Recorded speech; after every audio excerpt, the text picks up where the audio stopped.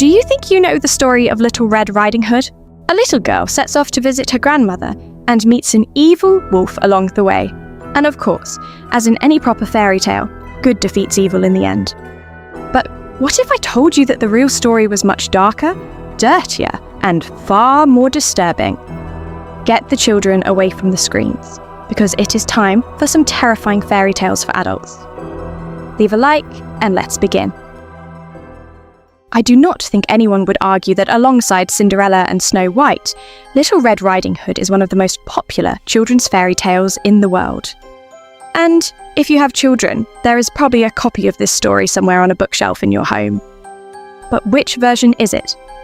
Go to your bookshelf right now and check, because there are around 400 different versions of this fairy tale around the world. And depending on the country you live in, the ending may be completely different, as well as the heroine's headwear, and even the contents of her basket. Someone from France and someone from Germany, for example, may have two very different versions of this story in their heads.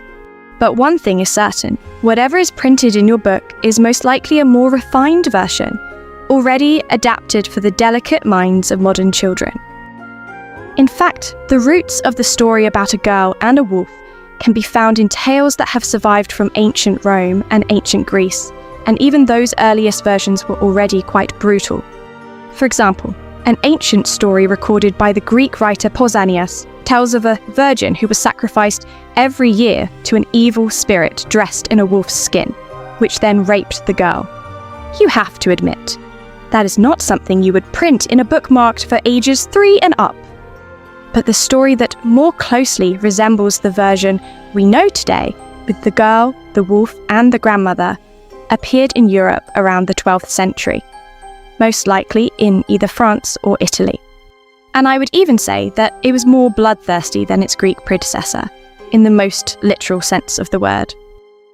The darkest version of the story goes like this. A wolf meets a girl in the forest while she is on her way to visit her grandmother. By the way, depending on the country where people retold the tale, the girl brought her grandmother different gifts.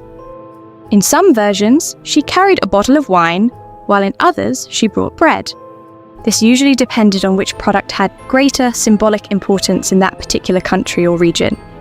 And at that time, she did not always wear any kind of red head covering. The wolf starts a conversation with the girl and asks where she is going. He then points her toward a longer path, while taking the shortest route to the grandmother's house himself. Once there, he kills the old woman, prepares several dishes from her remains, makes a drink from her blood, and then lies down in her bed, pretending to be her. When the little girl finally reaches her grandmother's house, the wolf serves her all of these dishes.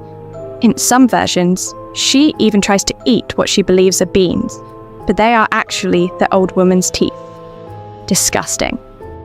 But there is another character in this version, the grandmother's cat. The cat tries to warn the girl that she is eating her grandmother's remains, but the wolf kills it by throwing a pair of wooden shoes at it. The wolf then tells the girl to take off her clothes, throw them into the fire, and climb into bed beside him. Let us just say that, at this point, the fairy tale begins to take on a certain erotic tone. The girl does as she is told and, looking at her supposed grandmother, asks why she has so much hair, such long nails and such large teeth. To the final question, the wolf replies, "All the better to eat you with, my child," and then devours her. And that is where the story ends. There is no happy ending and no chance of rescue. I imagine medieval children cried quite a lot after hearing a bedtime story like that. Naturally, historians and literary scholars have tried to understand why people in the past would tell children such horrifying stories. Some came to the conclusion that the spread of this fairy tale roughly coincided with the beginning of the witch hunt era, and that the two may somehow have been connected. According to this interpretation, the wolf was not really a wolf at all, but a werewolf sent by Satan himself. Through this bloody ritual, he supposedly initiated the girl into witchcraft, which means the story was intended to discourage its listeners from practicing magic. But honestly, That explanation feels a little far-fetched to me. People in every period of history have enjoyed horror stories and nightmares. This tale was probably just their version of the true crime shows we watch today when we want to frighten ourselves and get our nerves going. A version of the fairy tale that is much closer to the way we understand it today, although far more provocative and sexual, was created in 1697 by the French writer Charles Perrault. He published a book called Tales of Mother Goose, or Stories and Tales of Times Past with Morals, which included his own reimagined version of Little Red Riding Hood. However, the book was not written for children at all, but for the French court of King Louis XIV. Perrault wrote these stories to entertain the young ladies of the royal court because, at the time, reading all kinds of fairy tales in literary salons had become quite fashionable. In his version, the character standing before us is not a little girl on her way to visit her grandmother, but an attractive, well-bred young lady. And it was in Perrault's version that the red head covering officially appeared for the first time.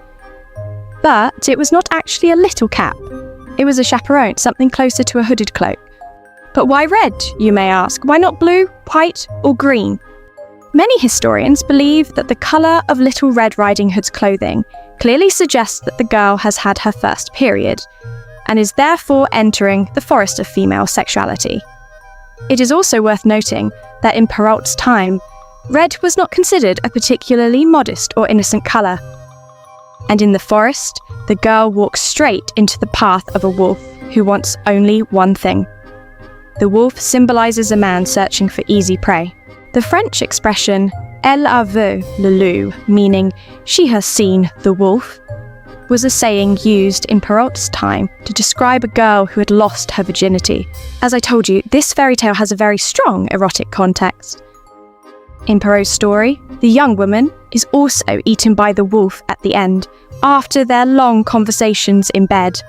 Once again, she is given no chance of being rescued. Instead, the author finishes the story with an entire moral lecture for the reader.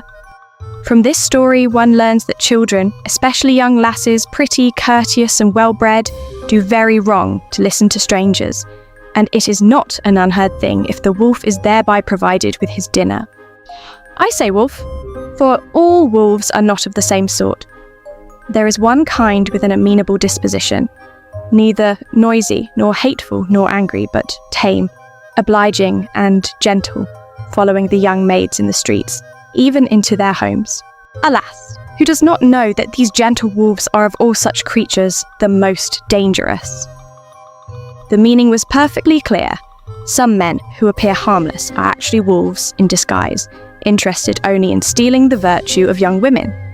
In Perrault's time, a woman's reputation could easily be ruined by what society considered improper sexual behaviour. That is why his version of Little Red Riding Hood had both an educational and a moral purpose. The version that has survived as the most popular one to this day, and the one that you and your children probably know with the characters being miraculously rescued at the end, was written by the German brothers Grimm in the 19th century. It became known as Rotkäppchen. Interestingly, the brothers may not have come up with this version themselves. They most likely heard it from Marie Magdalene Hassenpflug, the sister of the man who married their own sister. She was also the one who told them the versions of Snow White and Sleeping Beauty that she knew. The reason was that Marie had French roots. Her family descended from Huguenots who had fled persecution in France, bringing this part of their folklore with them. So, as always, cherchez la femme. Look for the woman, even behind the greatest works created by men. Unlike the bloodthirsty versions that came before it, here the girl immediately receives a warning from her mother not to speak to strangers on the road. This gives the story an educational message that, generally speaking, is still relevant when raising children today. And in this version, the girl no longer wears a hooded cloak. She has an actual little red cap given to her by her grandmother. But the greatest difference is that the girl finally gets a second chance, something Perrault's Little Red Riding Hood was never given. In the Brothers Grimm version, a kind hunter hears the wolf snoring after it has finished its 2-course meal. Realizing that the wolf has swallowed the grandmother, the hunter wastes no time, cuts open its stomach, and rescues both women. Interestingly, the authors spent a long time debating the ending and published the story differently in several editions. They also had an alternative ending in which the girl encounters another wolf while visiting her grandmother for a second time.